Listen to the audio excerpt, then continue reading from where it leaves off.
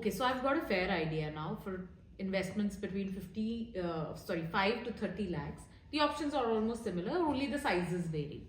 But if somebody wants to take a jumbo, jump, somebody has 1 crore to invest and they want some fancy options, what are the options for that person?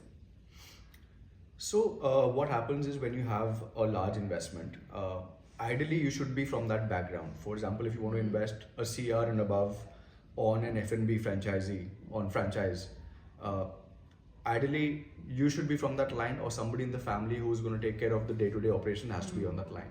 Otherwise, you can go for different formats of franchising. For example, you have a very good location of your own, or you want to take out a great location on rent in one of the most premium areas in your city.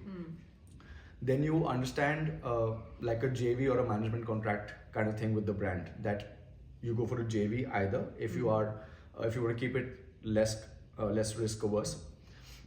Then you go for a JV and ask the brand if they could take care of the day-to-day operations, and you could split the investment in a ratio of 50-50 or 51-49 or whatever the association comes into play. Right. The other thing is a leasing model, that if you have the investment and you say I'll invest on the interiors and the total project cost of like a brand like Starbucks or McDonald's, but you manage it and you give me a rent or a royalty or a revenue share on a month-to-month basis. That's safe because you'll get a very good brand, and most of these brands are going to have like a 9-year, 10-year or a 7-year plus contract with you, and you get a very good revenue share out of these brands.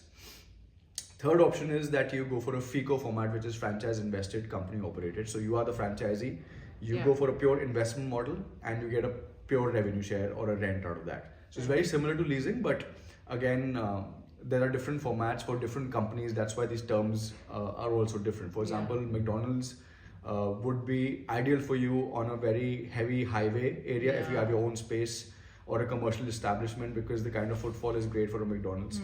Similarly for Starbucks and KFC and Burger King. Right. But if you're in a high street area and you want to open up a fine dine restaurant like a Moti Mahal or a Pin Baluchi or a Swagat or a Sagar Ratna, then 1 to 1.5 CR investment is really good. But again, you can negotiate on the model that you go in with. For example, it's a JV or a management contract or a FICO or a FOFO as well, if you have the relevant background for food and beverage. I hope that suffices. Yeah, it does. Great, thanks.